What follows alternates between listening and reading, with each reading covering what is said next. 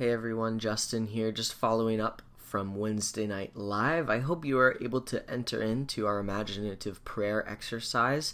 Maybe it's a little different for you, but I hope and I pray that it was a wonderful time for you to connect with God in maybe a new and creative way. What I had mentioned was that I wanted to give you another opportunity to do that, and so that's what this will be. So here's some instructions before you enter in, and feel free to pause the video after you hear these instructions, get in the right spot, and then take the time to do the exercise. So firstly, remember to find a quiet place and a posture. Take a place that makes sense where you can be still for a little while. Maybe think about, do you want to be standing or sitting, lying down, closing your eyes, whatever it might be. Maybe make sure you have your headphones ready to listen. Because the second thing is listen and imagine. Listen to the reading that I'm going to read, which I by the way, I didn't write this. I'm not taking credit. But listen and imagine yourself in the scene as best you can. Notice what you notice.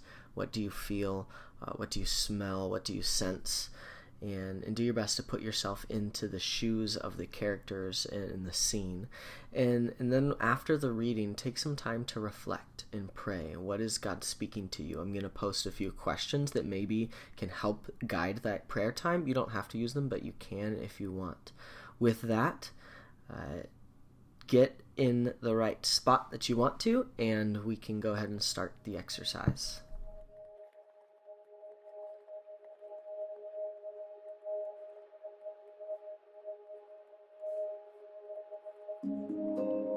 You are an observer of this scene.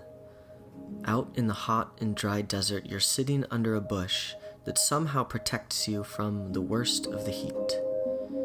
You see a man coming your way. He looks exhausted. He walks without looking where he is going. He also seems to be talking to himself. The man approaches another bush, not far from you, and he flings himself under it. You hear him crying and talking. This is what you're able to hear. God, I've loved you and obeyed you.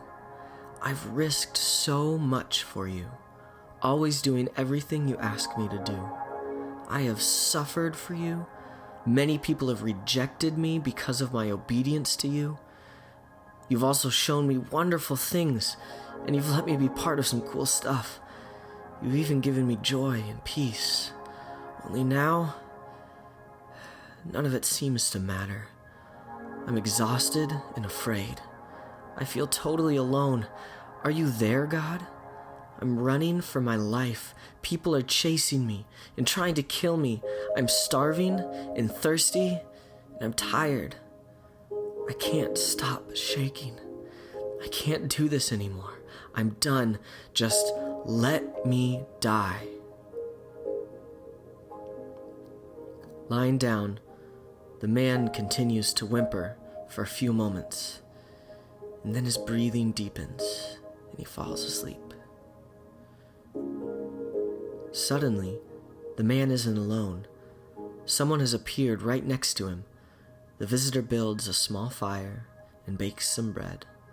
When that's finished, the visitor kneels by the sleeping man and gently shakes him awake. When the man sees the visitor's face, he cries, "I don't know what to do. I don't know where to go. Oh God, please help me." God responds, "Eat." That is all you need to do right now. I know everything feels overwhelming. It's okay. Take a break and have some food. When you've regained your strength, then I'll show you the next thing. Then God disappears.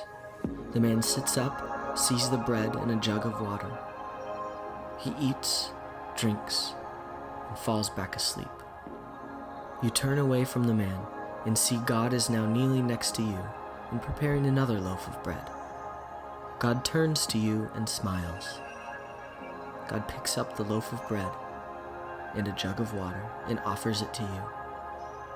Rest and eat, God says. That is all you need to do right now. Just rest and eat. Don't worry or try to figure anything out. Just rest and eat. Then God suddenly disappears. Spend some time receiving God's invitation. Rest and eat. Simply be.